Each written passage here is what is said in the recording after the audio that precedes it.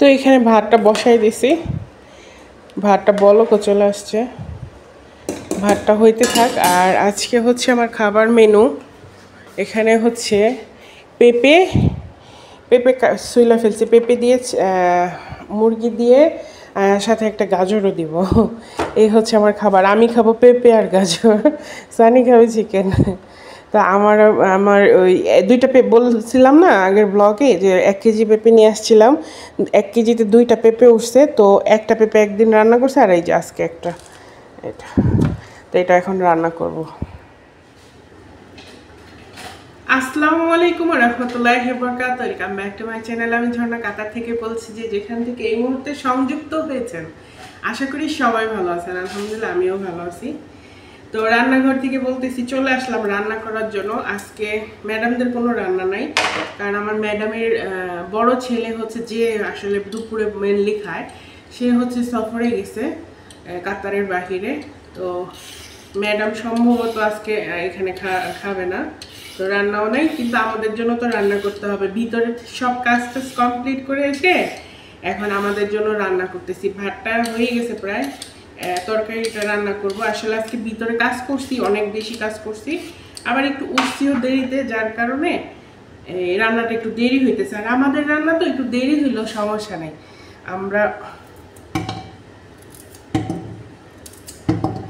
আমরা একটু দেরি করে খাইলেও সমস্যা নেই।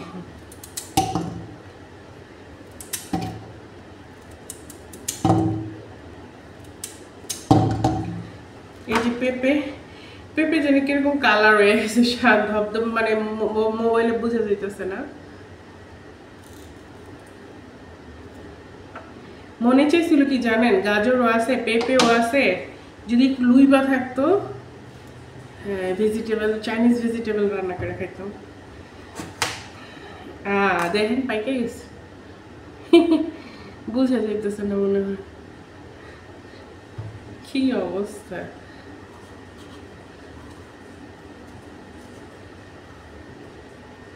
পাইকে গেছে। এটা তো এমনি কেলাম যাব, তরকারি কেমনি দিব?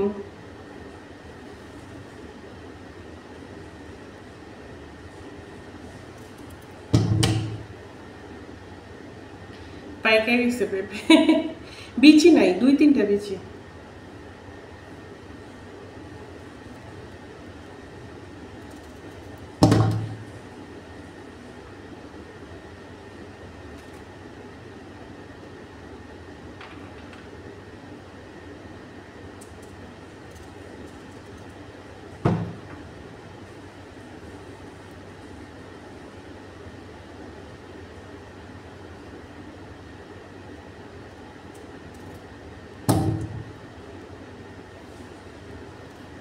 রান্না বান্না শেষ হয়ে গেলে বাঁচি। কালকে পুরা দিন রেস্ট করছি, কোনো রান্না বান্না করিনি। কি যে ভালো লাগছে!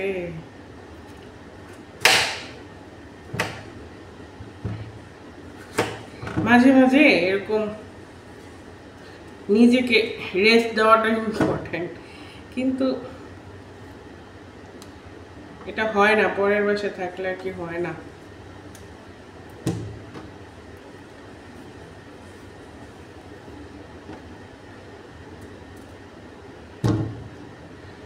পাকা পেঁপে দিয়ে দিই, কি আর করার।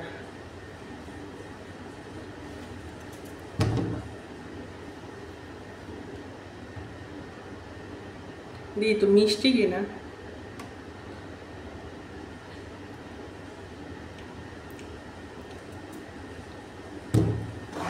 অত মিষ্টি না, পাকলে হয়তো বা মিষ্টি হইতো আর কি।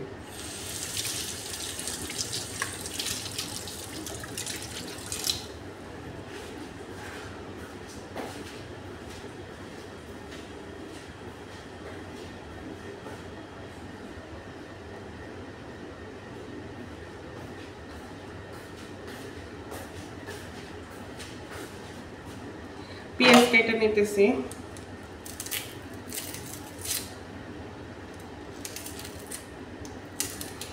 এই পেটের লেগে যত টেনশন, হ্যাঁ, পেটটা না থাকতো খাওয়ার কোনো ঝামেলা থাকতো না। আসলে আমরা বাঙালিদের রান্না করতে করতে জীবনের সবচেয়ে বড় সময় চলে যায়। পৃথিবীর সব দেশেই দেখি ওরা আসলে 3 বেলা আমাদের মতো এত রান্না করে না, এরা তো খায়ও না। এরা সকালবেলা ঘুম থেকে উঠেই জাস্ট কফি, 1 কাপ চা, কফি, এর চেয়ে বেশি কিছু খায় না। সর্বোচ্চ খাইলে পাউরুটি 1 পিস টোস্ট করে খায়া ফেলে। ঠিক আছে, সারাদিন এই চা কফির মধ্যেই থাকে।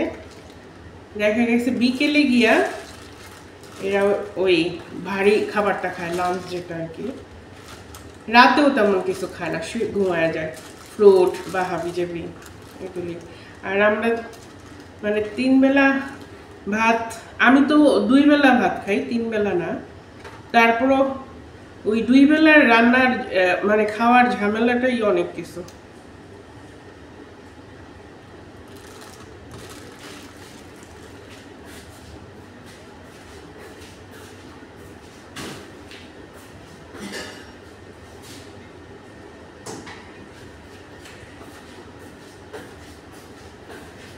ভাতটা হয়ে গেছে, এখন মাছ ঝরায় নিব।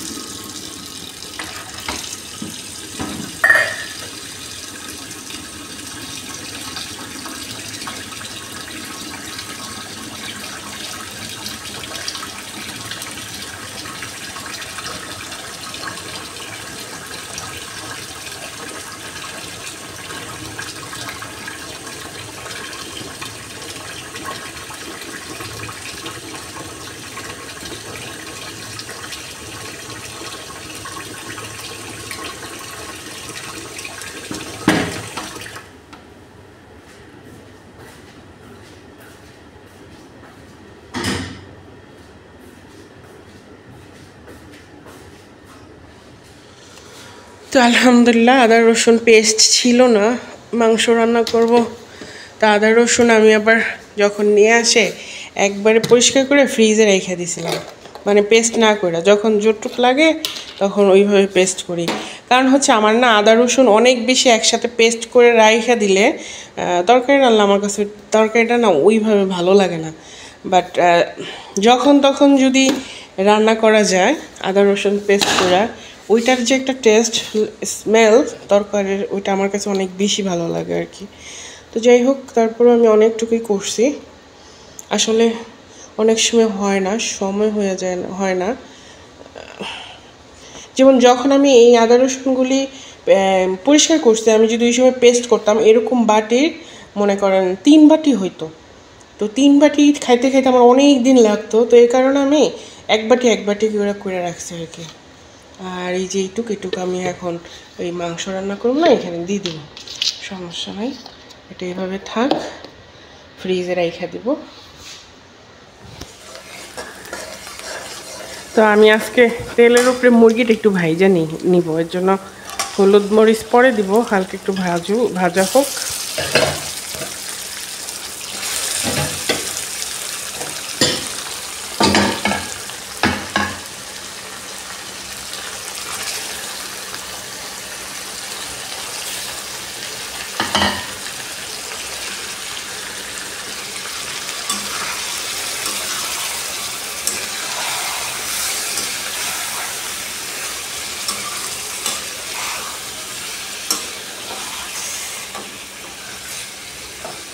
একটু ভাজা হোক।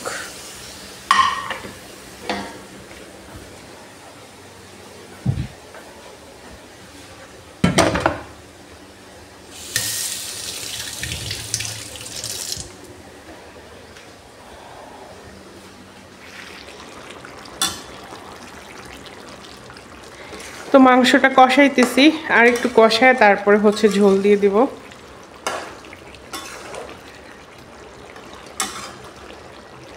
আজকে একবার ভাবছিলাম বিরিয়ানি রান্না করব, তারপরে আবার ভাবলাম না, পেঁপেটা হয়ে যাব, এমনি তো আজকে দেখলাম পাইকে গেছে, নষ্ট হয়ে যাব, তার জন্য পেঁপে আবার একটা গাজর দিছি।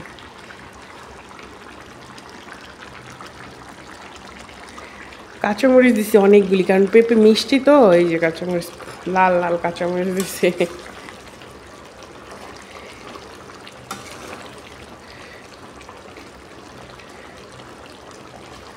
কচুর তরকারিটা আমি অন্য কাজ করি। তো আলহামদুলিল্লাহ আমার রান্না কমপ্লিট। এখানে ভাত রান্না করে ফেলছি, শেষ।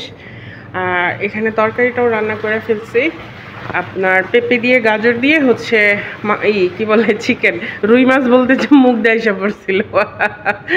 আল্লাহ রে, চিকেন রে, তবে রুই মাছ বানায় ফেলছি। যাই হোক, এখন আমার রান্না কমপ্লিট। মেশিনে কাপড়ও দিয়ে দিলাম ধোয়ার জন্য। এখন আমি গোসল করব, দেন তারপরে একটু রেস্ট নিব আগে, তারপরে হচ্ছে গোসল করব। বেশ অনেক দিন হয়ে যায় আমি হচ্ছে ময়লা ফালাইতে বাহিরে যাই না। এখন সাধারণত সানি ময়লাগুলি ফেলে দেয়, কারণ হচ্ছে এত গরম। আর আমি অত ওজনের জিনিস যখন আঙাই তখন আমার মানে কেরম যেন বুকে খুব কষ্ট হয়, মানে চাপ দিয়ে রাখে। এই কারণে বেশিরভাগ সময় সানি ময়লা ফালাই। তো আজকে অল্প ময়লা ছিল আর মনে হয়েছে যে আমি একটু বাহিরে বের হই। এই কারণে এখন কিন্তু রাত, আপনারা আবার ভাইবেন না দিন, এটা সন্ধ্যার পরে রাত, তখন প্রায় 8:30 বাজে। ওই সময় আমি ময়লাটা ফালাইতে আসছি। তো ময়লা যখন ফালাইতে আসছি তখন হচ্ছে খেজুর গাছটাও দেখে গেলাম। খেজুরগুলি হচ্ছে কেমন যেন দাগ পড়ে গেছে। আসলে এখন তো অনেক গরম, কাতারে প্রচণ্ড গরম। মানে দেখেনি ঘাসগুলিও কিন্তু গরমের ঠেলায় মরে গেছে, মানে লাল হয়ে গেছে। তো যাই হোক, এখন বাসায় চলে যাব। রাস্তাটা খুব ভালো লাগে, বরাবর আমার সবসময় রাস্তাটা খুব ভালো লাগে। তবে এখন সামনের মাস থেকে আবার একটু হালকা হালকা যখন গরমটা কমে যাব তখন আবার হাঁটবো এখান দিয়ে, কারণ হচ্ছে আমার হাঁটা অনেক জরুরি। কিন্তু এখন যে সিচুয়েশন, বাহিরের ওয়েদার যেই খারাপ, আরে বাবা রে বাবা, এই ওয়েদারে হাঁটতে গেলে স্ট্রোক করবো আমি। তো এই কারণে আমি অনেক দিন ধরে কিন্তু হাঁটি না। কিন্তু আমার যেহেতু থাইরয়েড, ডায়াবেটিস, তো আমার হাঁটা খুব জরুরি। অন্তত আধা ঘন্টা করে হাঁটলেও মানে তবুও মানে একটা ব্যাপার আছে। কিন্তু আমি টোটালি হাঁটি না, কারণ এই যে ময়লাটা ফালাইতে আসছি না, এইটুকু সময়ই আমি ঘাইমা একেবারে প্যাক হয়ে গেছে। তো এই হয়েছে অবস্থা, মানে কাতারের গরমটা না কেমন যেন, মানে প্রচুর ঘামায় শরীরটা। একটুকু বাতাস নাই, একটুকু মনে হয় যে অক্সিজেন নাই। বাইরে হলে মনে হয় কি যে অক্সিজেন নাই, এরকম একটা সিচুয়েশন। তো যাই হোক, এখানে হাঁটতে হাঁটতে ময়লা ফেলে কবুতরের ঘরটা দেখতে আসছি। এই যে আমার ম্যাডামের ছেলে কত টাকা খরচ করে এই কবুতরের ঘরগুলি বানায় রাখছে, শুধু শুধু আকাইমা, কোনো প্রয়োজন নাই। কিন্তু আমরা যদি বেতনের কথা বলি বাড়ায় টাড়ায় দেওয়ার জন্য, আরে বাবা কত মানে পল্লী গীতি, নজরুল গীতি, রবীন্দ্রসঙ্গীত গাওয়া শুরু করে। আর অথচ আজাইরা কামে এই পাখির ঘরগুলি বানাইয়া বাইরে ফালাই রাখছে, জং পড়তেছে। তো এই আমাদের কি বলে মানুষের অবস্থা। তো এখানে অনেক কবুতর হয়েছে কিন্তু, আর বেশি কবুতর হওয়াতে না বেশি নোংরা হয়ে গেছে।